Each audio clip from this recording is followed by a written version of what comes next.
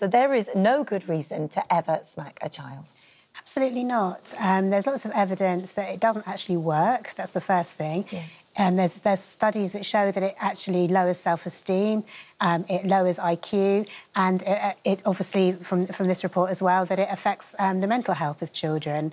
But the main thing is it doesn't actually work. All it does is teach children that violence is the answer. I'm assuming that you disagree. I do disagree.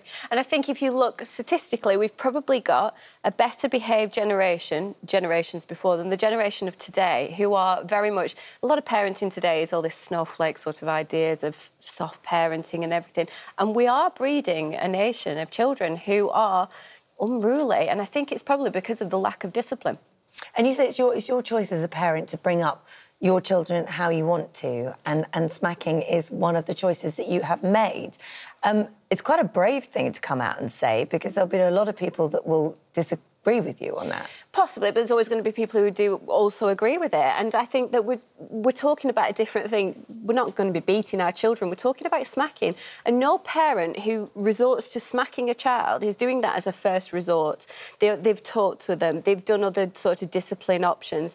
And to be quite fair, you know, in legal terms, a palm distraction technique is actually used as part of restraining people that need to be restrained, and therefore, if we do it in sort of those respects... By the police? By the police. But this is a child. It is a child, but we're not going to that far and we're not going to that extent. But if the police use it as a legal distraction technique, then why should we be penalised and told what we should do? We're not talking about beating children. Because you don't own your child. Your child has rights, just like you have rights. Does the government if someone came up to you in the street and hit you on the bottom, you would go to the police. They'd be arrested. That's a completely different situation, and that's something that would be completely and utterly uncalled for. It's still an assault on your child. I disagree with that. And it doesn't teach them anything. The government doesn't condone any violence towards children and has clear laws to deal with it. But they say we do not want to unnecessarily criminalise parents.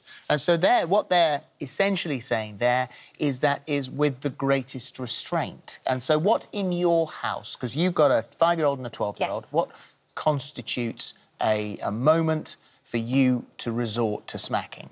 It would have to go to pretty extreme measures for me. I mean, my 12-year-old, I've never had to smack my 5-year-old, but my 12-year-old probably twice in her whole entire life, and it has been very extreme measures where she's been completely and utterly out of control, and it's used as a distraction technique for them to address their behaviour. But it's not just that, it's about the threat of it, and they think that if that may happen to them, then they will control their behaviour and they will have more discipline. What constitutes a smack? What is a smack when you smack? Light. It's something very light.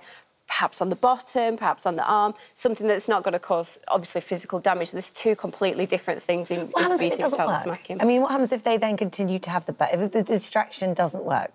Then where'd you go? Well, where'd you go? Then I generally threaten to phone the police, and that generally stops her. but this is the point. If you give a light smack because your child's been naughty, what happens if your child's even naughtier? Do you have to give them a heavier smack? But I've had to do it twice, and she's 12. So, therefore, she has learned. She does have...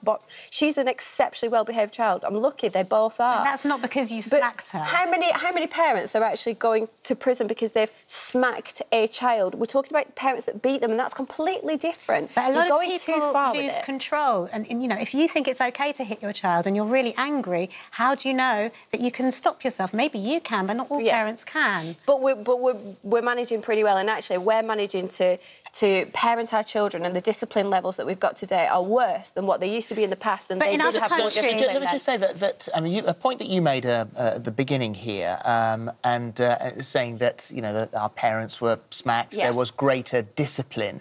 So those past generations, our grandparents, our parents, were they all mentally damaged by the fact that their parents were greater disciplinarians? Well, they approve of what we're saying. The majority of them, every person who's got that age. Did over the past generations, of all those generations, been mentally damaged? Well, you just have to look at children who were given the cane at school. Some of them were mentally damaged, and that's why we've banned corporal punishment in schools.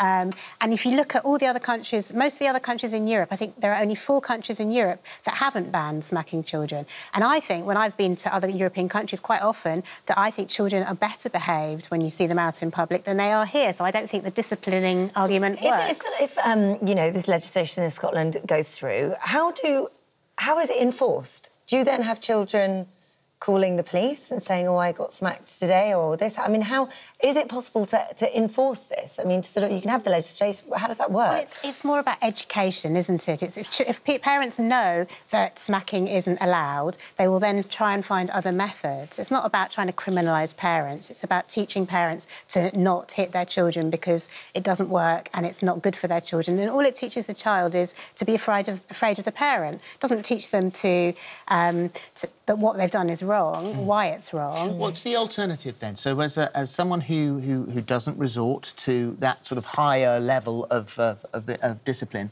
what do you do when you get to the end of your tether? Well, this is the point. You don't get to the end of your tether because you don't lose control. You have to be in control and you have to show your child why what they've done is wrong. You have to talk to them because if you talk to them... I've seen countless parents who behave like that and who are gentle with their children and calm with their... Darling, don't do that, sweetheart. Aurelia, please don't do that. You mustn't do that. It's not nice. It's not nice. And it continues and it continues and it continues. They don't raise their voice. They don't get cross because they're attempting to keep control in a calm way and their child is eating the furniture. Well, I'm not saying that you shouldn't get angry and you shouldn't shout and you shouldn't make it clear and you can punish your child, but there are ways of doing it that don't involve assaulting them.